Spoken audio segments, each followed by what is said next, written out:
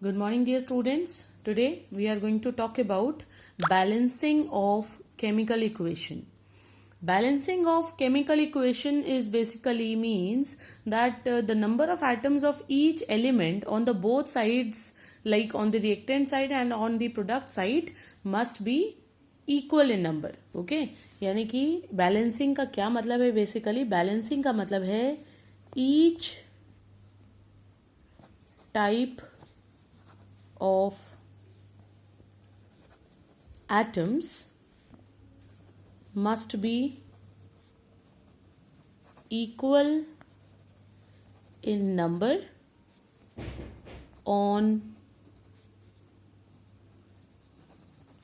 both sides of a chemical equation. कोई भी chemical equation है उसमें दोनों ही तरफ जो है एटम्स का नंबर इक्वल होना चाहिए, हर तरह के एटम्स का ये number, and that is what we call balancing of a chemical equation.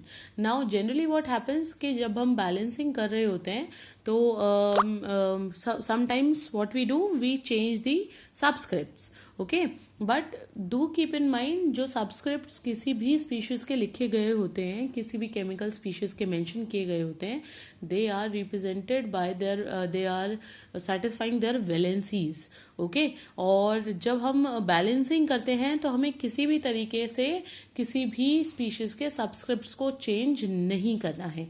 So now let's see how to balance the chemical equation. Although यहाँ पर हम हमारे पास दो मेथड्स हैं बैलेंसिंग करने के, and one of the method is hit and trial method. Okay, and the second one is partial equation method. तो basically ये जो दो मेथड्स हैं इनको एक एक करके हम डिस्कस करने वाले हैं. सबसे पहले बात कर लेते हैं hit and trial. Hit and trial method का जो फर्स्ट स्टेप है,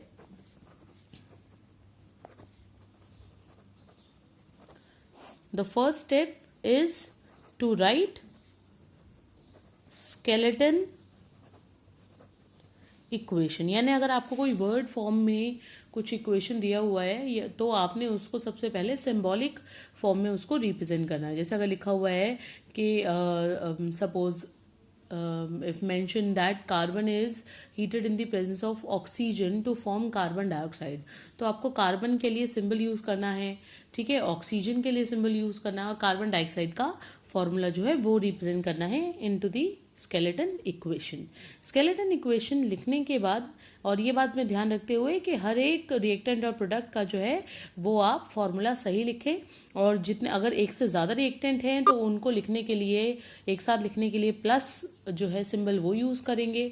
इसी तरह से अगर प्रोडक्ट एक से ज़्यादा हैं then again we can use the symbol of addition, यानी प्लस का साइन हम यूज़ करेंगे उधर भी, प्रोडक्ट साइड पे भी, और रिएक्टेंट से प्रोडक्ट के बीच में एक एरो हेड को यूज़ किया जाता है, एरो को यूज़ किया जाता है to show that the reactants had been converted into product.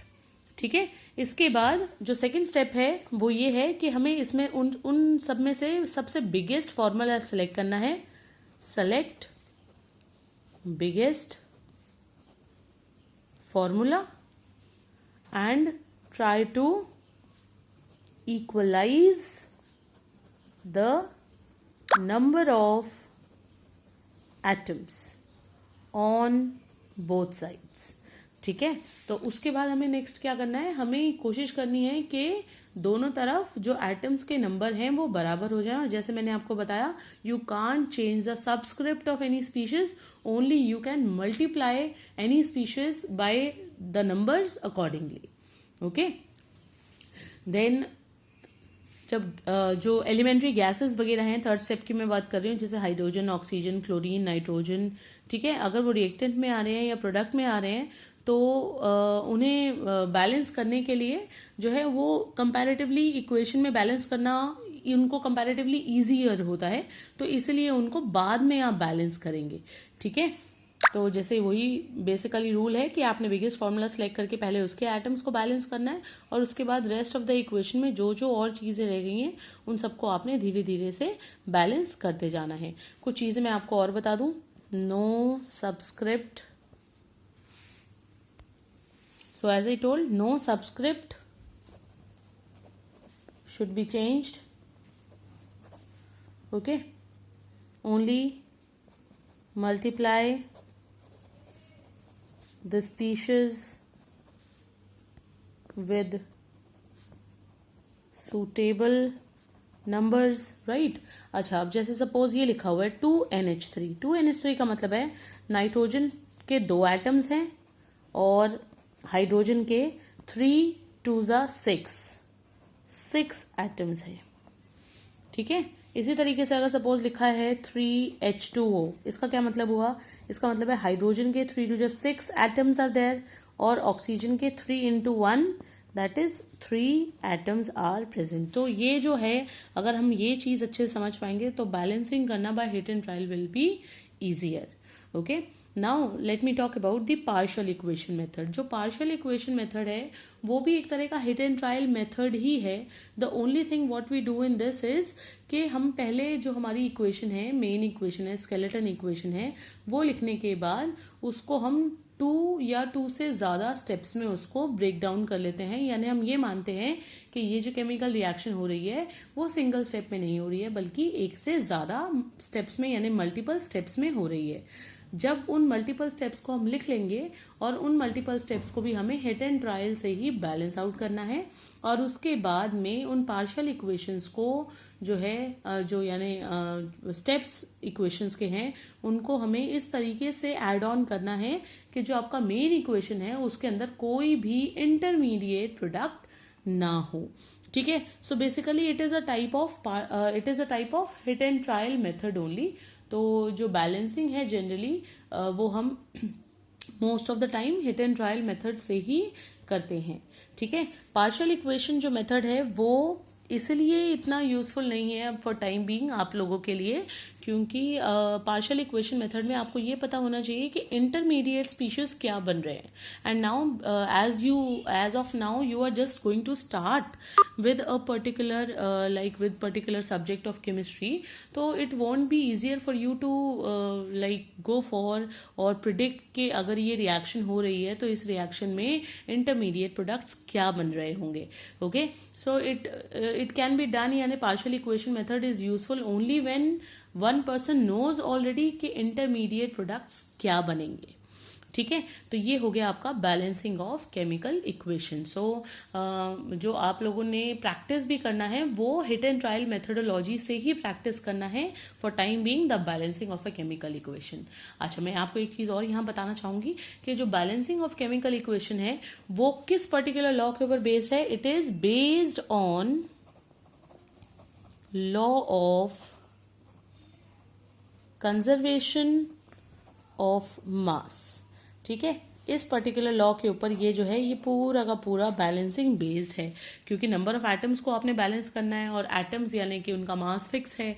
तो बेसिकली हम यहाँ क्या बात कर रहे हैं, matter can neither be created nor be destroyed. इस बेसिक प्रिंसिपल को यूज करके ही बैलेंसिंग ऑफ केमिकल इक्वेशन किया जाता है कि during the chemical reaction there is no change in the total mass. Okay, now another factor is there कि ये जो बैलेंसिंग ऑफ केमिकल इक्वेशन है ये हमारे लिए कैसे यूजफुल है. ये जो बैलेंसिंग ऑफ केमिकल इक्वेशन है ये हमें आगे अब नेक्स्ट टॉपिक जो हमने पढ़ना है उसमें यूजफुल रहेगा, which is the stoichiometry. Okay, तो मैं आपको एक थोड़ा सा हिंट दूंगी कि स्टोशियोमेट्री का क्या मतलब है और फिर in the next video you can find the examples related to stoichiometry and how we can apply stoichiometry. जैसे suppose as we all know कि हमारे स्टमक के अंदर जो है वो एसिड, हाइड्रोक्लोरिक एसिड या HCl जो है वो हमारे स्टमक के अंदर प्रोड्यूस होता है. ठीक है, और जब हम कुछ बहुत स्पाइसी फूड खा लेते हैं या कुछ बहुत ज़्यादा कुछ फ्राइड फूड खा लेते हैं तो sometime there is a problem of acidity. तो एसिडिटी को न्यूट्रलाइज करने के लिए जो मेडिसिन लिए जाते हैं उन्हें कहा जाता है एंटासिड्स. तो अगर एंटासिड्स सपोज आपको बता दिया जाए कि जो एंटासिड है उसके अंदर ये पर्टिकुलर सॉल्ट प्रेजेंट है, जैसे आपको बोल दिया एल्यूमिनियम हाइड्रोक्साइड प्रेजेंट है. ठीक है, तो एल्यूमिनियम हाइड्रोक्साइड की आपको कितनी टैबलेट्स खानी पड़ेंगी अगर आपको इतने या सपोज 5 ml ऑफ HCl को आपको न्यूट्रलाइज करना है या आपकी बॉडी के अंदर अगर 50 ml HCl प्रोड्यूस हो गया स्टमक के अंदर, उसको न्यूट्रलाइज करना है तो आपको कितनी टैबलेट्स खानी पड़ेंगी, ठीक है। जबकि एक टैबलेट के अंदर इतना, यानी सपोज गिवन है कि 5.037 milligram of aluminium hydroxide is present in one tablet. तो इन दिस वे जब हम इस तरह के क्वेश्चंस को डील कर रहे हैं तो ये जो है ये स्टोशियोमेट्री की तरफ इंडिकेशन करता है। इसी तरीके से एक और सिंपल सा एग्जांपल देती हूँ मैं आपको कि 3 kg ऑफ कोल को अगर आप बर्न करते हो तो उससे कितना ऑक्सीजन कितना कार्बन डाइऑक्साइड प्रोड्यूस होगा, ठीक है। तो ये इस तरह के जब क्वेश्चंस आते हैं तो इस तरह के क्वेश्चंस को आंसर करने के लिए first of all we need to understand the balancing of a chemical equation. और जब हम बैलेंसिंग कर लेते हैं तो स्टोशियोमेट्री के फर्स्ट स्टेप को अचीव कर लेते हैं। स्टोशियोमेट्री का बेसिकली मतलब होता है the ratio in which substances are combining with each other and the ratio in which the products are formed.